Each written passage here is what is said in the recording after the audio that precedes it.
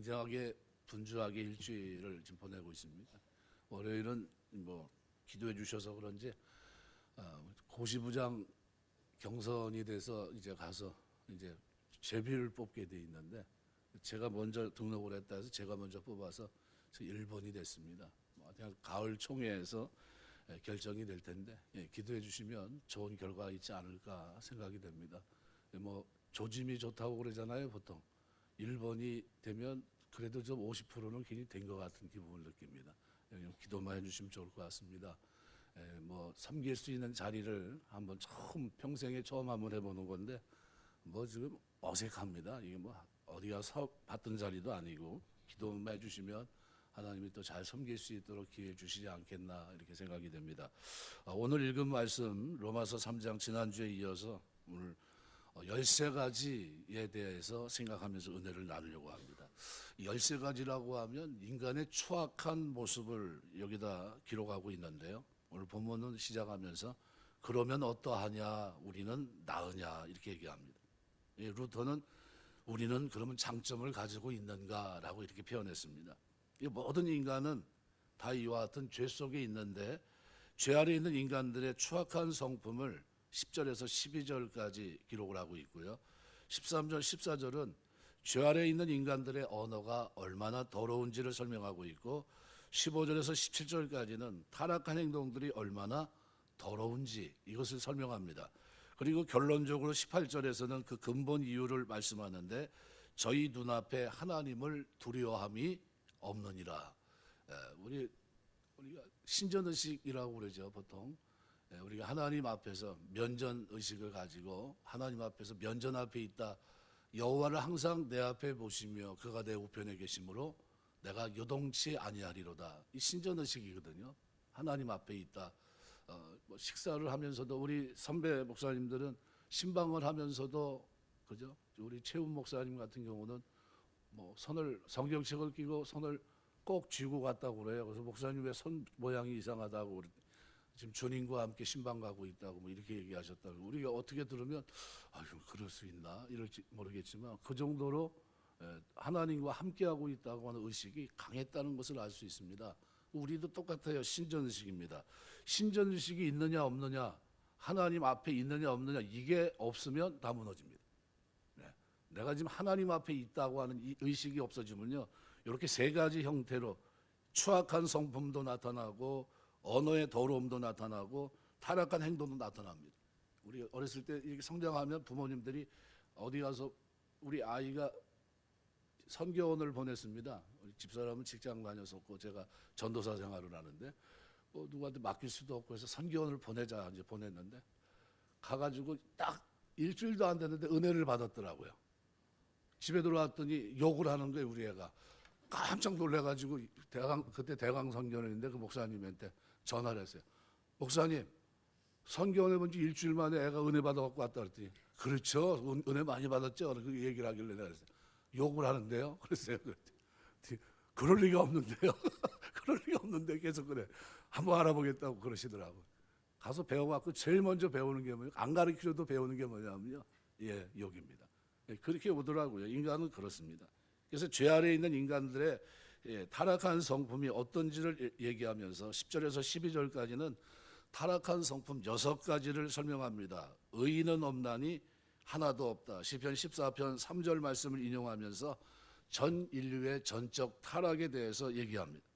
그러니까 하나님 보시기에 의인은 하나도 없다는 겁니다. 다 죄인이란 겁니다. 로마서의 대주제는 죄인된 인간이 어떻게 하나님 앞에 의롭다함을 얻을 수 있는가라는 거예요. 이것을 설명해 준 책이 로마서입니다. 그러니까 사도 바울은 인간의 죄악된 모습을 지적하면서 제일 먼저 의에 대한 언급으로 시작합니다. 그래서 여기 의라고 하는 것은 고대 헬라어 문헌에서 디카이오스라는 이 의인이라는 그 단어는 행위가 자신에 속한 사회 구조와 조화를 이루고 신들과 이웃에게 정당한 의무를 이행하는 자, 이 고대 헬라어 문헌에서 의인, 디카이오스라는 단어를 이렇게 쓰거든요. 근데 외경인 솔로몬의 시편에서는 이 디카이오스라는 이 단어가 죄인들과 달리 하나님을 의지하고 율법을 지키는 올바른 사람을 가리킬 때 썼습니다. 그래서 본절에서는 3장 10절은 바로 그와 같은 의미를 지니고 있다 볼 수 있습니다. 바울이 여기서 말하는 의는 뭐 다른 사람보다 조금 도덕적 의미의 상대적인 의가 아니라 궁극적인 의를 말합니다. 그러니까 공의로우신 하나님께서 의롭다고 인정하시는 절대적인 의, 이것을 얘기합니다. 따라서 행위로서 이에 부합하는 의인으로 불릴 사람은 이 땅에 없다는 겁니다. 그러니까 삼위일체 하나님께서는 무조건적인 은혜와 사랑에 의해서 구속의 법을 우리에게 주셨고, 이것을 성자 예수 그리스도께서 성취하심으로 율법 위에 의를 획득하는 새로운 길을 주어 주셨습니다. 예수 그리스도를 믿음으로 의롭다 칭함을 받는 거죠. 이것이 인간이 이신득이의 원리를 절대로 필요로 하고 있는 근본 이유입니다. 또 시편 14편 2절과 53편 3절 보면 여호와께서 하늘에서 인생을 굽어 살피사 지각이 있어 하나님을 찾는 자가 있는가 보려 하신즉, 53편 3절에도 각각 불러가 함께 더러운 자가 되고 선을 행하는 자가 없으니 한 사람도 없도다. 이 두 문장을 인용한 겁니다. 하나님을 깨닫지도 하나님께 나아가려고 하는 의지도 없는 인간의 전적 부패상, 타락한 인간의 모습을 보여주고 있는 겁니다. 여기 깨닫는 자라고 하는 이 단어는 현재 분사로 되어 있습니다. 이게 계속 통찰한다든가 지각이 있다든가 이해한다든가 하는 뜻을 갖고 있는데, 지각하고 그 다음에 주목하고 최종적으로 이해하고 철저하게 파악하는 것을 나타내는 단어가 호시나운이라는 단어인데요. 근데 여기서 이 쉬니온의 이 단어 자체가 깨닫는 자가 아무도 없고 찾는 자도 없다는 겁니다. 찾는 자, 제테오라는 단어를 통해서 본다는 뜻도 있는데요. 이 현재 분사로 계속해서 탐색하는 걸 얘기합니다. 이건 고전 헬라어 문헌에서는 과학적인 조사라는 의미로 쓰입니다. 그러니까 제테오라는 찾는 자라고 하는 이 단어는 그 자체로도 몰두하고 찾는 걸 말합니다. 그런데 여기서 이것을 강조하기 위해서 접두어를 붙여버렸어요. 에크, 그러니까 ek제테오라는 단어거든요. 찾는다. 아주 매우 강한 의미입니다. 그러니까 하나님을 깨닫는 자도 없고 찾는 자도 없다. 하나님을 계속해서 열심으로 탐색한다고 하는 것은 그분에게 나아가려고 하는 적극적인 의지를 나타내는데, 죄로 오염된 인간에게는 이것이 없다는 거예요. 가만히 생각해 보세요. 죄를 지은 사람들, 세상 속에 있는 사람들이 하나님을 찾아야 되겠다, 하나님 말씀을 깨달아야 되겠다 생각하는 사람이 있을까요? 하나도 없습니다. 그래서 11절에 깨닫는 자도 없고, 자기가 죄인이면서 깨닫지 못합니다. 하나님의 심판이 있다는 것도 깨닫지 못하고요, 이 땅에서 영원히 살 것처럼 생각하면서 살아갑니다. 그러니까 뭐가 없습니까? 깨달음이 그들에게는 없어요. 근데 성령은 우리 속에, 우리가 예수 믿고 구원받으면 제일 먼저 어떤 역할을 합니까? 말씀을 들을 때 깨닫게 하세요. 깨닫는 겁니다. 여러분 교회에 오시면 기도하면서 하나님 주의 말씀을 들을 때 나에게 깨달음을 주옵소서 기도하셔야 돼요. 그리고 하나님을 찾는 자도 없고 하나님께서 나를 찾아주시지 아니하시면 내 힘으로는 하나님을 찾을 수 없다는 겁니다. 하나님은 우리 마음속에 하나님을 알만한 것을 심어주셨습니다. 우주 만물을 통해서 하나님의 영원하신 능력과 신성을 분명히 보여주셨습니다. 그럼에도 하나님을 전심전력으로 찾는 사람이 없다는 겁니다. 계속해서 탐색하는 자, 그 사람도 없다는 겁니다. 또 네 번째는 12절, 다 치우쳤다, 삐뚤어졌다는 겁니다. 에클리노라고 하는, 에클리노라는 말은 바깥으로 있다, 길을 잘못 들었다, 올바른 길에서 벗어났다라는 뜻입니다. 그래서 이사야 선지자는 우리는 다양 같아서 그릇 행하여 각기 제 길로 갔다, 이렇게 봅니다. 그러니까 제대로 오는 사람이 하나도 없다는 거죠. 한 가지로 무익하게 되고 하나님 보시기에 모든 인간이 쓸모없는 존재가 되고 말았다는 겁니다. 그죠? 창세기 보면 노아 앞에서 하나님께서 물로 심판하시기 전에 인생을 지으신 것을 후회하시거든요. 한 가지로 무익합니다. 함께 소용없는 것이 되었다. 한 가지로 함께란 뜻입니다. 또 선을 행하는 자 없으니 하나도 없다. 그러니까 노아 때 하나님께서 하늘에서 인간들을 구워보셨습니다. 죄악이 관영했죠. 죄악이 덮여 있다는 거죠. 하나님께서 이 땅 위에 인간을 만드신 것을 후회하셨다고 했습니다. 왜냐하면 저들 마음에 생각하는 것이 항상 악한 생각뿐이 계속된 그런 것에 계속해서 어떻게 덮여 있었던 겁니다. 그러니까 마음으로 계획하는 것이 선한 것이 하나도 없다고 했습니다. 그래서 하나님은 인간들을 홍수로 심판하셨던 겁니다. 그리고 가나안 땅을 향해 나아갈 때 하나님 아브라함과 언약을 맺으시고 430년 후에 들어가게 됐는데 왜 그냥 바로 들어가지 왜 이렇게 기다렸습니까? 죄악이 관영할 때까지 기다리신 거예요. 심판하셔야 되니까요. 그래서 가나안 땅을 심판하시고 하나님이 통치하시는 하나님의 나라, 그것을 그 속에 세우려고 했는데 그 나라는 하나님이 얘기했던 영구한 나라의 표상이죠. 이 땅에서는 실패할 수 있지만 하나님이 얘기했던 천상을 향해서 얘기하는 그 나라의 하나의 표상입니다. 그래서 결국 이 6가지를 쭉 얘기하고 있습니다. 타락한 성품. 그래서 결국 이 6가지의 모습을 가만히 들여다보면 인간이 얼마나 타락했는가, 뭐가 없어서 그렇습니까? 신전의식이 없어서 하나님 앞에 있다. 하나님 앞에 있다고 하면 이 생각하는 것도 살아가는 것도 달라지겠죠. 그래서 죄 아래 놓여 있는 인간들의 그 모습을 오늘 기록하면서 바울은 이제 13절서부터 14절까지 타락한 언어 생활에 대해서 얘기합니다. 13절 보면 그들의 목구멍은 열린 무덤이요 혀로는 속임을 일삼으며 그 입술에는 독사의 독이 있고 그 입에는 저주와 악독이 가득하고. 타락한 언어 생활입니다. 예수 믿고 나면 제일 먼저 바뀌어야 될 게 뭐냐 하면요, 속사람이 변화돼서 마음의 생각들을 어떻게 이제 지배할 수 있어야 되겠죠. 하나님의 은혜를 구하면서. 그래서 저희 목구멍은 열린 무덤이다라고 하는 말은 완료형으로 쓰여 과거에 열려진 상태가 현재까지 지속되고 있다는 겁니다. 열린 무덤 그 상태. 여러분 가만히 생각해 보세요. 무덤이 시체가 들어있는데 썩어갈 거 아닙니까? 냄새가 날 거고. 그럼 열려 있으면 냄새는 어디로 나옵니까? 바깥으로 계속 표출돼서 나올 겁니다.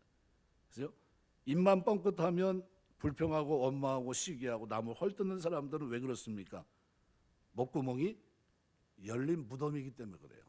그러니까 예수 믿으면 뭐부터 회개해야 됩니까? 열린 무덤. 하나님 이 입술이 하나님 영광 가리지 않게 해달라고 기도하셔야 됩니다. 그래서 칼빈은 열린 무덤은 사람을 삼키려는 구렬이다 이렇게 얘기했어요. 이 열린 무덤, 입술이 열려 있으면 문제가 되겠죠. 그래서 심리학자 프로이드는 그렇게 말합니다. 하루 종일 쓰는 단어를 이제 한번 정리해 보라. 제일 많이 쓰는 단어가 바로 내 인생관이다 그랬어요. 여러분이 하루를 이렇게 살면서 여러분 입에서 어떤 말이 자꾸 나가는지를 한번 보라는 겁니다. 그게 그 말이 내 인생관이라는 게. 근데 그 말이 의미가 있습니다. 야고보서 3장 2절 보면 야고보 3장 2절 우리가 다 실수가 많으니 만일 말에 실수가 없는 자라면 곧 온전한 사람이라 능히 온몸도 굴레 씌우리라. 말에 실수가 많다. 말에 실수가 없는 자라면 온전한 사람이다. 능히 온몸도 굴레 씌울 것이다. 우리 하나님 백성으로 살아가는 동안 말에 늘 조심할 수 있는 여러분 되시길 주의 이름으로 축원합니다. 야고보 3장 6절에도 그렇게 표현합니다. 혀는 곧 불이요 불의의 세계라. 혀는 우리 지체 중에 온몸을 더럽히고 삶의 수레바퀴를 불사를 하니 사르는 것이 지옥불에서 나느니라. 이 혀는 다른 방법이 없습니다. 타락한 언어 생활은 하나님께 영광을 가립니다. 만나서 대화 한번 하고 나면 예수 믿어야 될지 믿지 말아야 될지가 바로 결정이 됩니다.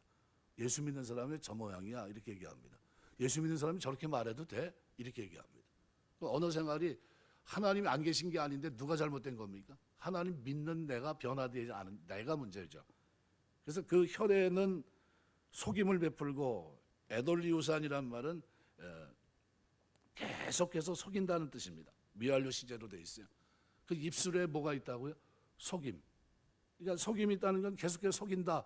그럼 예수 믿고 나면 이 입술이 속이는 입술이 돼서는 안 되겠죠. 신뢰할 만한 입술이 돼야 되겠죠. 또 그 입술에는 독사의 독이 있다. 코브라를 가리키는 아스피스라는 데 복수 소유격입니다. 아스피돈이라는 단어인데 독사. 사악한 말은 많은 독사들의 독을 모은 것과 같다는 겁니다. 실제로 영국에서 실험을 한번 해봤죠. 사람이 분노가 일어났을 때, 그때 화가 났을 때 그 침, 그거를 다 수거해서 그 안에 있는 독을 가지고 이렇게 해봤더니 그 독을 액으로 만들어서 쥐한테 넣었더니 쥐가 즉사한 거예요. 그러니까 여러분 이게 우리가 입술에 뭐가 있다고요? 독사의 독이. 그러니까 우리 말에 뭐가 있어요? 독이 묻어져 있는 거. 독이. 이게 똑같이 옆에 이렇게 호접란이 이렇게 있는데 말로써 죽어야 돼, 죽어야 되면 죽습니다. 이게 잘 살아야 돼, 축복하고 다니면서 여기 있는 분들이 교회 영적 성전에 예배당에 세워놓은 거니까 오래오래 살아라, 그리고 축복하면 오래 갑니다. 근데 저딴 거 왜 세워놨어? 그러면 안 된다는 거예요. 그래서 굉장히 말이 굉장히 중요합니다. 이 입술에는 독사의 독이 있고 시편 140편 3절 말씀의 인용이거든요. 뱀같이 그 혀를 날카롭게 하니 그 입술 아래에는 독사의 독이 있나이다. 그러니까 그 말이 타인의 감정과 인격을 죽이는 치명적인 독과 같다, 그런 의미입니다. 우리가 여러분 입술에 언어 생활에서 승리할 수 있게 되시길 주의 이름으로 축원합니다. 또 14절에는 그 입에는 저주와 악독이 있다. 입을 열기만 하면 남을 죽이는 말이 튀어나오고 남을 비하시키는 말이 튀어나오고, 빌라도는 유대 총독이었고 헤롯은 갈릴리 분봉왕인데 서로 정치적인 알력이 있었습니다. 그런데 그들이 어때요? 나중에는 하나가 되죠. 사람의 말이란 마음에 가득한 것을 바깥으로 내는 겁니다. 마태복음 12장 34절 35절 기록대로 독사의 자식들아 너희는 악하니 어떻게 선한 말을 할 수 있느냐, 이는 마음에 가득한 것을 입으로 말함이라. 선한 사람은 그 쌓은 선에서 선한 것을 내고 악한 사람은 쌓은 악에서 악한 것을 내느니라. 여러분 경건 훈련하는데 제일 치중해야 될 것이 뭡니까? 언어 훈련입니다. 경건 생활, 언어 훈련. 여러분이 살아가면서 경건에 이르기를 늘 연습하게 되시길 주의 이름으로 축원합니다. 그래서 그 입에는 저주와 악독이 있다. 시편 10편 7절의 말씀 인용인데 저주와 분노 혹은 증오 등이 계속해서 가득하다는 겁니다. 악독이란 말은 쓴맛, 성질의 잔혹함을 나타내는 말입니다. 근데 이것이 누구에게 있다는 겁니까? 죄 아래 놓여 있는 인간들의 타락한 언어 생활 속에 이것이 있다는 거예요. 근데 내가 예수를 믿었어요. 하나님의 자녀가 됐습니다. 하나님 앞에 지금 살아가고 있어요. 그럼 우리 생활에서 뭐가 바뀌어야 됩니까? 언어 생활이 바뀌어야 돼요. 언어 생활 중에 여러분이 그냥 쉽게 하는 말 가운데 잘못된 언어들이 참 많습니다. 아이고 죽겠네요. 졸려 죽겠네. 피곤해 죽겠네. 왜 이렇게 죽어요? 죽어야 될 이유가 하나도 없는데 졸리면 죽어야 됩니까? 피곤하면 죽어야 되고. 근데 그런 얘기를 자꾸 날도 모르는 사이에 입술에 자꾸 고백을 합니다. 그러니까 말 자체를 자꾸 어떻게 해요? 좋은 말로 여러분이 자꾸 만드셔야 됩니다. 이 하나님 은혜 아래 놓여 있는 오늘 우리는 제일 먼저 뭐가 바뀌어야 되냐면요, 언어 생활이 바뀌어야 돼요. 선지자 이사야가 성전에 올라가 기도할 때 이상을 봅니다.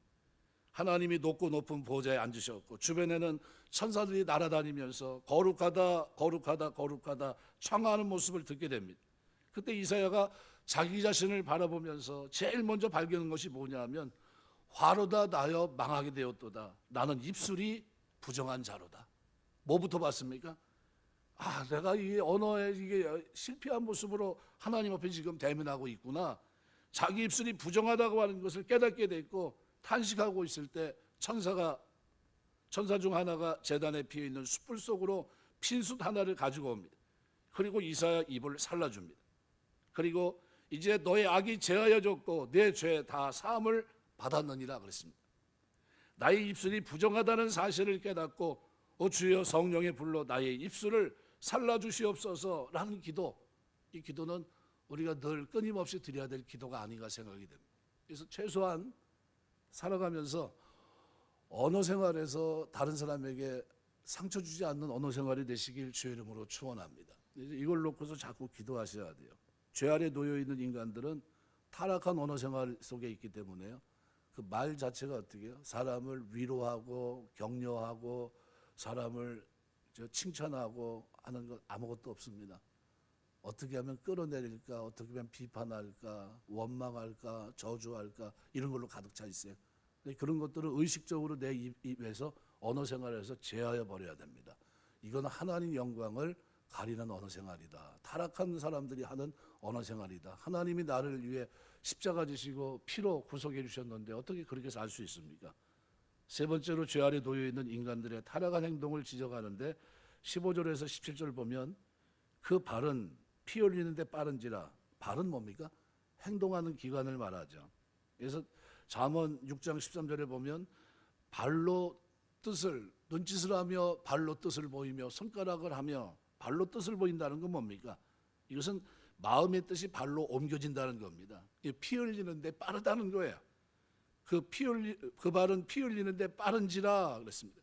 이사야 59장 7절 8절 보면 이사야 59장 7절 8절 그 발은 행악하기에 빠르고 무지한 피를 흘리기에 신속하며 그 생각은 악한 생각이라 황폐와 파멸이 그 길에 있으며 그들은 평강의 길을 알지 못하며 그들의 행하는 곳에는 정의가 없으며 굽은 길을 스스로 만드나니 무릇 이 길을 밟는 자는 평강을 알지 못하느니라. 그러니까 자유롭게 오늘 인용하고 행위에 양상이 있어서 겨우 뭡니까? 살육과 파괴를 일삼는 죄악된 행위를 여기서 고발하고 있습니다. 그러니까 그 발은 피 흘리는데 빠르고 그 발은 어떻게 파멸과 고생이 그래서 그 길에 있다는 겁니다. 파멸이란 말은 박살을 내버린다는 거예요. 산산이 부순다. 그러니까 원형을 찾아볼 수 없을 정도로 철저하게 파괴된 현상을 말합니다. 파멸과 고생, 이 고생이란 말은 비참, 고통을 말합니다. 파멸을 다시 한번 강조하는 역할을 합니다. 파멸이 계속해서 두 번이나 있다 이런 의미입니다. 그러니까 파멸과 고생이 그 길에 있고 평강의 길을 알지 못한다. 타락한 인간은 하나님과의 평화에서 오는 평강을 누리지도 못하지만 알지도 못한다. 이것을 얘기합니다. 그래서 이사야 48장 22절 보시면 여호와께서 말씀하시되 악인에게는 평강이 없다 하셨느니라. 한번 따라서 하세요. 악인에게는 평강이 없다. 악인에게는 평강이 없습니다. 왜요? 처음부터 평강이 있을 수가 없어요. 여기 평강의 길을 알지 못한다. 안다. 에그노산이란 단어인데요. 기노스코의 부정 과거입니다. 관찰과 경험에 의해서 아는 것을 나타냅니다. 그러니까 하나님에게서 떠나 있는 사람들은 평강의 길을 보지 못하고 경험하지 못합니다. 참 평안은 하나님과의 회복된 관계에서 오는 것이기 때문입니다. 예수 안에서만 가능한 겁니다. 예수 안에서만. 그래서 4장 27절 요한복음 4장 27절 보면 요한복음 14장 27절 평안을 너에게 주노니 곧 나의 평안을 너에게 주노라. 내가 너에게 주는 것은 세상이 주는 것 같지 아니하니라. 너희는 마음에 근심하지도 말고 두려워하지 말라. 저 평안은 누가 주는 겁니까? 예수 안에서예요. 예수 안에는 평안이 있는데 예수 바깥에는 평안이 있습니까? 평안이 없어요. 평강의 길을 알지 못합니다. 타락한 인간은 하나님과의 평화에서 오는 평강을 누릴 수도 없고 알지도 못한다. 이걸 지적한 겁니다. 사도 바울은 두 가지 길을 보여줬습니다. 하나는 파멸과 고생의 길이고 또 하나는 평강의 길이 있다는 겁니다. 그런데 죄악된 인간들은 평강의 길을 알지 못하고 파멸과 고생의 길을 자초합니다. 그렇죠? 또 그 다음에 이제 뭐에 대해서 얘기합니까? 눈에 대해서 얘기합니다. 눈, 시각기관이죠. 그래서 13가지의 인간의 죄악된 모습을 지적한 뒤에 18절에 가서는 이렇게 표현합니다. 저희 눈앞에 하나님을 두려움이 없느니라. 저희 눈앞에 하나님을 두려움이 없다. 이게 무슨 바울이 이렇게 인간의 추악한 모습을 폭로한 것은 인간이 죄 아래 있는 것을 깨닫지 못하기 때문입니다. 하나님의 심판과 진노 아래 놓여 있다는 것을 깨닫지 못하기 때문에. 그래서 시편 36편 1절에 보시면 악인의 죄가 그의 마음속으로 이르기를 그의 눈에는 하나님이 두려워하는 빛이 없다 하니 그 눈에는 하나님을 두려워하는 빛이 없다. 그 눈만 보면 알잖아요. 예? 아이들 이렇게 보면 잘못했을 때 눈하고 당당할 때 눈하고 확 차이가 나죠. 떳떳할 때 눈은 어때요? 자신감이 있어요. 근데 뭔가 문제가 있으면 어떻게 제대로 쳐다봅니까? 쳐다보지 못하죠. 저는 인사할 때도 저는 그렇게 봐요. 사람 눈을 이렇게 쳐다보거든요. 안 쳐다보고 손을 이렇게 하는 사람들이 있어요. 근데 이상하죠. 끝날 때까지 그분은 바뀌지가 않아요. 그냥 악수를 하면서 얼굴을 쳐다보고 인사를 해야 되는데 안 쳐다보고 이쪽을 쳐다보면서 손을 내미는 거는 왜 내미는지 모르겠어요. 그건 잘못된 겁니다. 그러면 안 돼요. 마태복음 6장 22절 23절 눈은 몸의 등불이니 그러므로 내 눈이 성하면 온몸이 밝을 것이요 눈이 나쁘면 온몸이 어두울 것이니 그러므로 내게 있는 빛이 어두우면 그 어둠이 얼마나 더하겠느냐. 우리 그래서 이 신앙생활 하면서 자꾸 이 타락한 발, 타락한 눈, 눈이 하나님을 두려움이 없으면 그럼 어떻게 해야 돼요? 자기 좋을 대로 막 살겠죠. 하나님이 없으니까 눈에 하나님 보이는 게 없는 겁니다. 그러니까 예수님은 바리새인들 향해서 건강한 자에게는 의원이 쓸데없고 병든 자에게 쓸데있느니라. 내가 의인을 부르러 온 것이 아니요 죄인을 부르러 왔노라 그랬습니다. 예수님은 죄인을 부르기 위해 이 세상에 오셨다고 말씀합니다. 바리새인들은 의인이기 때문에 예수님 필요 없었고 세리와 창기들은 죄인들이었기 때문에 그들에게만 예수님이 필요했다는 겁니다. 그렇지 않습니다. 다 똑같은 죄인입니다. 하나님 보실 때는 바리새인도 세리도 창기도 다 똑같은 병든 사람이고 죄인입니다. 단지 바리새인들은 자기가 죄인이면서도 죄인이라는 사실을 깨닫지 못했습니다. 의롭다고 생각했습니다. 그러나 세리 창기들은 자기가 죄인이라는 사실을 깨닫고 있었습니다. 그래서 예수님을 구주로 영접했던 거죠. 내가 죄 아래에 있다고 하는 사실, 내가 죄인이라는 사실을 깨닫기 전에는 우리는 참된 은혜의 자리에 나아갈 수가 없는 겁니다. 오늘 10절에서 18절 말씀을 우리가 교독으로 봤는데 여기 관심 있게 보시면 없다라는 단어가 7번 나옵니다. 한 사람도 예외가 없다는 겁니다. 다 똑같다는 겁니다. 치우쳐 있다는 거예요. 그죠? 심령 상태도 어떻게 해요? 무너졌고, 언어 생활도 무너졌고, 발도 문제가 있고, 눈도 문제가 있고, 성한 사람이 하나도 없고, 깨닫는 자도 없고, 그죠? 의를 행하는 자도 하나도 없고, 찾는 자도 없고, 다 없다는 거예요. 다 죄 아래에 있다는 겁니다. 그리고 그들의 모습 속에는 뭐가 없어요? 하나님을 두려워함이 없다는 거예요. 두려워함. 두려워한다. 두려워한다는 포보스라는 말은 경외를 말합니다. 지혜, 지식의 근본이신 하나님을 두려워함이 없다. 그러니까 잠언 1장 7절이나 9장 10절 같은 데를 보시면 하나님을 두려워함, 여호와를 경외하는 것이 지혜의 근본이요 거룩한 자를 아는 것이 명철이다. 9장 10절에도 여호와를 경외하는 지혜의 근본이요 거룩한 자를 아는 것이 명철이다. 이게 얘기합니다. 이것이 사람의 본분입니다. 전도서 12장 13절 하나님을 경외하는 것. 일의 결국을 다 들었으니 하나님을 경외하고 그의 명령을 지킬지어다. 이것이 모든 사람의 본분이다. 이 두려워함, 경외를 말합니다. 경외. 그러니까 내가 알고 있는 성경 지식이 나로 하여금 하나님을 경외하는 자리로 끌어가지 못하면 그 지식은 죽은 지식입니다. 아무 의미가 없어요. 근데 내가 알고 있는 그 지식이 나로 하여금 깨닫게 하고 하나님을 경외하는 자리로 끌어간다면 그 지식은 산 지식이 된 겁니다. 살아있다는 의미는 뭡니까? 이제 하나님 앞에서 하나님을 경외하는 사람, 두려워하는 사람이 됐다는 거예요. 존경하고 그래서 하나님 말씀 앞에 경외심을 가지고 사는 사람이 됐다. 두려움이 없다. 우크 18 이렇게 되어 있습니다. 없느니라 현재시로 되어 있습니다. 지속적인 상태. 계속해서 두려움이 없다는 거예요. 그들 눈에 하나님이 없어요. 그들 눈에 그러니까 저희 눈앞에 하나님을 두려움이 없다는 겁니다. 저들 눈에 계속해서 살아가는 동안 하나님이 된 두려움이 없는 겁니다. 두려움이 없다는 것은 시편 36편 1절의 인용이거든요. 1절 하반절을 인용한 건데 악인의 죄가 그의 마음속에 이르기를 그의 눈에는 하나님을 두려워하는 빛이 없다. 그죠? 시편 36편 1절. 하나님을 두려워하지 않을 정도로 교만한 악인의 불경건한 특징을 고발합니다. 그럼 경건한 사람은 역으로 말하면 어떤 사람일까요? 두려움이 있는 겁니다. 그래서 성경은 뭐라고 표현합니까? 두렵고 떨림으로 내 구원을 이루라. 하나님을 경외함으로 내 구원을 이루라는 겁니다. 하나님 앞에 경건하게 살아가면서 거룩하게 살면서 우리의 구원을 이루는 게 맞습니다. 그죠? 네, 하나님 백성이 되면 하나님을 섬길 때 어떻게 섬겨야 돼요? 경건하게 거룩하게 그리고 섬기며 사는 동안 의의 길을 걸어가는 겁니다. 좁은 길, 바른 길을 걸어가는 겁니다. 말씀의 계명을 지키는 길, 순종하는 길이 바른 길이에요. 그렇죠? 그래서 야고보서는 이 경건을 얘기하죠. 경건은 참된 경건은 뭡니까? 하나님을 두려워하는 가운데 예배자가 됩니다. 경건이라는 단어 자체가 뭡니까? 예배. 하나님께 예배한다는 뜻이에요. 그러니까 하나님을 경건하게 섬기고 예배하고 고아 과부를 환난 가운데 돌아보고 무슨 얘기입니까? 십계명을 이루고 있는 겁니다. 하나님 사랑, 이웃 사랑을 하는 거예요. 그리고 자기를 지켜 세속에 물들지 않는 거예요.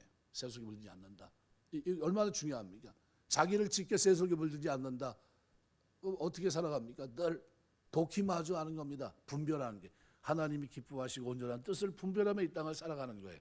요즘 이제 사사기서를 말씀을 묵상하고 있는데 하나님이 굉장한 근심을 갖고 계십니다. 사사기서 이 딜레마, 이 네 가지 사이클이 있잖아요. 그들이 다른 우상을 섬기면 하나님은 다른 대적을 통해 그들을 심판하시고, 그들이 고난 중에 있다가 하나님께 부르짖으면 하나님은 사사를 보내 그들을 구원해 내시거든요. 이게 사이클이 계속 반복되다 보니까 어느 날 하나님이 돌라와 야일, 그 다음에 사사기 10장에서 보면요, 누가 등장? 하나님이 이제 근심하십니다. 왜요? 왜 근심하시냐 하면 이 사람들이 계속해서 그 사이클에서 벗어나지 않는 거예요. 하나님이 은혜를 주는 이유는 뭡니까? 완전히 벗어버리길 원하셨던 거거든요. 근데 계속해서 하나님이 고민합니다. 그 고민이, 근심이라는 이 단어 자체가 뭘 얘기하냐면요, 하나님이 걱정하신다 그런 얘기가 아니라 해결이 안 되는 거예요. 반복되고. 그러니까 이제 나중에 누가 등장합니까? 입다가 등장하는데요. 입다가 등장할 때는 누가 가서 싸울 거냐 물어봐요. 뭘 물어보냐 하면, 뭘 질문하고 있는 거냐 하면, 하나님이 근심하면서 이거 이번에 또 도와줘야 되나? 이놈들 또 딴짓할 텐데, 또 우상 섬길 텐데, 그러면서 그들이 하나님께 구하는 걸 포기합니다. 그리고 자기들끼리 손붙잡고, 야, 이번에 전쟁을 해야 되는데 어떻게 해야 되지? 하나님은 우리에게 대답이 없어. 왜요? 하나님은 지금 고민하고 있는 겁니다. 이거 어떻게 해야 되나? 그러고 있는데, 그래도 그들 생각이 뭡니까? 야, 그러지 말고 입다를 데리고 오자. 그래서 입다를 세워서 전쟁을 치르는 겁니다. 그게 굉장히 아이러니하죠. 그래서 그 장면을 입다와 우리가 아는 삼손을 통해서 16장까지 계속해서 어떻게 해요? 그 부분을 하나님 설명합니다. 하나님 뭘 근심하셨냐면요, 이런 사이클이 계속 진행되는 거, 죄를 짓고 마치 하나님은 용서만 해주는 사람으로만 자꾸 부각되는 거 하나님 싫어하셨어요. 그 나중에 어떻게 합니까? 이 문제, 근원적인 문제를 내가 언젠가는 내가 해결해야 되겠다. 그래서 이 땅에 오신 분이 누구예요? 예수님이세요. 하나님의 근심, 고민 끝에 내리신 결정이 뭡니까? 독생자를 내어주셔서 이제는 더 이상 어떻게 하지 않고, 이제 죄짓지 않고 하나님 앞에 거룩한 백성으로 살 수 있는 그 길, 그저 본인을 보이시고 자신을 쫓아오게 하신 그 길을, 생명, 진리와 그 생명 되신 그리스도를 통해서 그 길을 쫓아오게 하신 겁니다. 그러면 우리 지금 예수 믿고 구원받고 하나님의 자녀가 됐는데 반복적으로 죄 가운데 계속 사이클처럼 돌아가는 사람은 신앙생활 잘하는 겁니까? 못하는 겁니까? 대답 한번 해보세요. 잘하는 거다 생각하시는 분 있어요? 다 그런 거지 뭐 인생이. 못하는 거다 생각하시는 분 표를 좀 하시죠. 전자입니까? 후자입니까? 후자입니다. 하나님은요 원하지 않으세요. 죄 가운데 날마다 죄 가운데 살다가 주님 앞에 오면 주여 잘못했습니다, 이거 원하지 않는다는 거예요. 우상을 섬기지 않았는데 또 섬기고 왔습니다, 용서해 주지. 질린 거 하나님이 도대체 뭐냐, 내 앞에 이제 재물 좀 그만 가져오라는 거예요. 나 이거 냄새 맡기도 싫다는 겁니다. 뭘 원하는 거? 하나님의 근심은 어떻게 하면 하나님 백성이 자발적으로 하나님의 거룩한 백성, 하나님을 경외하며 그 길을 쫓아갈 수 있을까? 그걸 위해서 이 땅에 그리스도를 보내주신 겁니다. 그 그리스도를 여러분이 만나셨잖아요, 인격적으로. 그 만난 사람들을 오늘 본문 18절에서 내 삶을 돌아보셔야 됩니다. 18절을 오늘 본문은 우리에게 뭐라고 얘기합니까? 이렇게 얘기해요. 그들의 눈앞에 하나님을 두려워함이 없느니라. 여러분 눈앞에 하나님을 두려워함이 있습니까? 이것이 신앙생활이에요. 이 믿음 가지고 이 땅을 살게 되시길 주의 이름으로 축원합니다. 신전하시게 여호와를 내 앞에 보시며 그가 내 우편에 계심으로 내가 요동치 아니하리로다. 이것이 없으면요, 오늘 본문에 기록한 세 가지 이 타락의 13가지 이 모습이요, 우리 삶 속에 죄인들과 똑같은 하나님을 모르는 인간의 추악한 모습들, 죄 아래 있는 인간의 추악한 성품, 죄 아래 있는 인간의 말로 표현할 수 없는 언어의 더러움, 죄 아래 있는 인간들의 타락한 행동 모든 것들이 그들의 삶 속에 자연스럽게 나타납니다. 하나님 앞에 없으니까요, 유튜브 영상에 보면 뭐 유명하다고 하는 누가 뭐 하는 사람들이 뭐가 나옵니까? 타락한 그런 영상들이 올라와요. 그리고 뭐 회개를 했느니 뭐 이렇게 됩니다. 뭐가 없으니까 그래요? 그들 눈앞에 하나님을 두려워함이 없으니까. 나이가 들면 시력은 쇠해도요, 그 눈은 하나님을 향해서는 바르게 볼 수 있어야 됩니다. 하나님이 시편 139편대로 내가 어디로 내가 바다 밑에 갈지라도 거기 계시며 음부에 있을지라도 거기 계시나이다. 하나님은 우리와 늘 함께 하시는 줄 믿습니다. 이 믿음을 여러분이 갖고 있을 때 이 땅에 사는 동안 어떻게 살아갑니까? 타락하지 않고 온전하게 하나님이 기뻐하시는 산제사로 도키마저 하면서 이 땅을 살아낼 수 있는 겁니다. 우리 교회를 출입하는 모든 분들의 삶이 하나님께서 은혜 주셔서 이 타락한 성품들, 타락한 언어생활, 타락한 행동들이 다 태워지고 하나님 앞에서 하나님 기뻐 받으시는 산재물 다 드시길 주의 이름으로 축원합니다. 기도하겠습니다.